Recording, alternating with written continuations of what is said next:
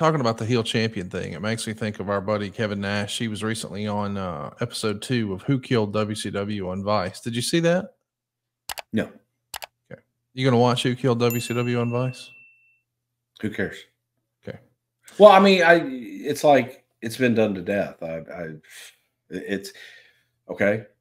Who killed it? I think it was a combination of a lot of things, but you have to look at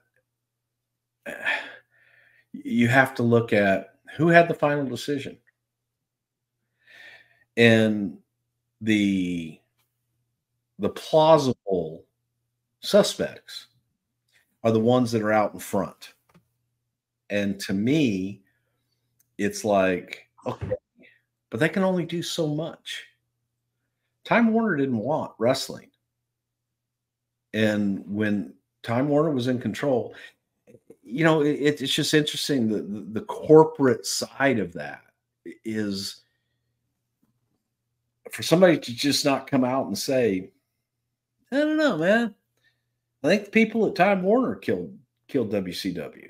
I think the business folks killed WCW because they sold it for $4 million. They didn't care. They just wanted it off their books. They just wanted it gone. You're gonna get comments about that. I think the number was 2 million for the company and then 2 million in promised advertising. So you're accurate in saying 4 million, but I know that somebody's going to try to split hairs and say, I'm sure, yeah, I'm sure they will. But that's the number. Yeah. Mm-hmm. LV Runner 1975 says, given Andre's known physical condition heading into WrestleMania 3, was there a plan B main event that would have been ready to go should Andre not be ready for the angle in the match? Would it have been Orndorff versus Hogan as the main event? I have no idea, but I know Vince did everything that was done was to get to that match, get Andre in the ring. So I have no idea. It wasn't there. Post from Marv says, can you recommend 3 must-read wrestling books? Thanks. Have you read a bunch of wrestling books? Do you have any that stand out? I have. I really enjoyed Gary Hart's book, and I know it's very hard to find. But Gary Hart's book was an entertaining read. Mick Foley's Have a Nice Day. Excellent. Very, very good read, man. And Mick wrote that all himself. So, you know, you're getting the true voice of the person behind it. You know, the rest of them, it's, you read Bill Watts' book, he invented everything and kicked everybody's ass. Beat everybody in the world. Anybody that ever disagreed with Bill kicked their ass. They're all just such bullshit. One that's bullshit, but very entertaining. Dusty's is extremely entertaining. Terry Funk's is extremely entertaining. But yeah, I stopped reading them. I stopped reading them about the time that Kurt Angle and Hulks came out because it's just like, these are horrible. And those are ours. Right. Reeds wants to know, has taking time to look in the past via the podcast, talking about seeing what worked and what didn't, help you in your current role in creative? That's something I never thought to ask, but you know, I know that, you know, when you're in the race car, you know, it's just another show, another town. I mean, you're constantly got to feed the beast. But since you had a chance to step away from wrestling for a bit, and then we did do some deep dives on some creative, is that really the first time you would have had a chance to even think about what could have or should have happened instead? Yeah. To this day and always kind of look, you always look back at what could have, what should have, and things of that nature. You always have to visit what worked, what didn't work, and probably pay more attention to what didn't work. Right. And how to fix it and why it didn't work. And obviously you pay attention to what worked because you want to replicate it. But yeah, I mean, but it's something I've done. You have to, in your career, to get better, you have to reflect and look at history and better it. Topics Everything podcast says, what were the original plans for Kizarny and WWE in 2008, if you can recall? I know he was only there for a cup of coffee, but I know that that was a character that you probably would have had fun with. Did you have any hypothetical ideas you recall all these years later?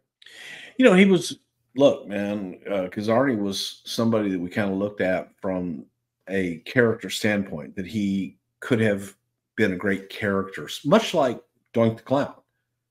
And people often think of whenever I say Doink the Clown, they always go back, oh, God, Doink was, you know, haha and all this other shit. Matt Bourne, the original Doink, was not haha. It was good, and it was getting over huge.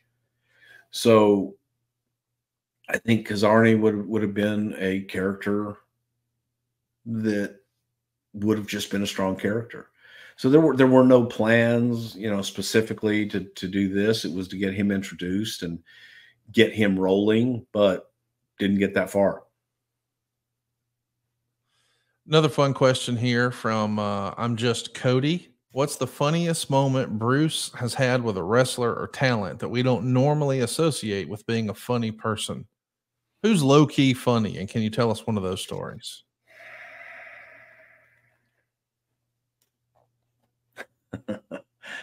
God,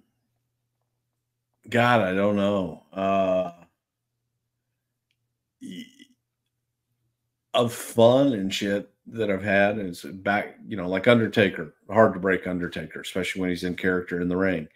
And one of my last appearances, when I came out of the box, so I was instantly over because I came out of the box. I jumped out of the box and jumped into Undertaker's arms, and I wrapped my arms and legs around him and was hugging him. And I whispered in his ear, I said, I'm staying here. I'm not getting down. You're going to have to peel me off of you. And he stood stoically, didn't just stood there stoically, didn't sell a bit. And then finally he was like, get off me, motherfucker.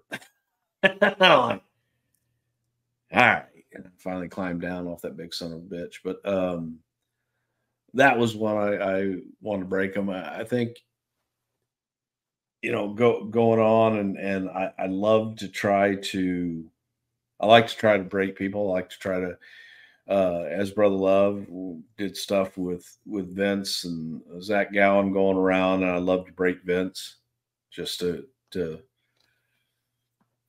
say I did. Healed him and messed his hair up, which was funny because there was nothing he could do. I had no idea what I was going to do. But somebody that, wow.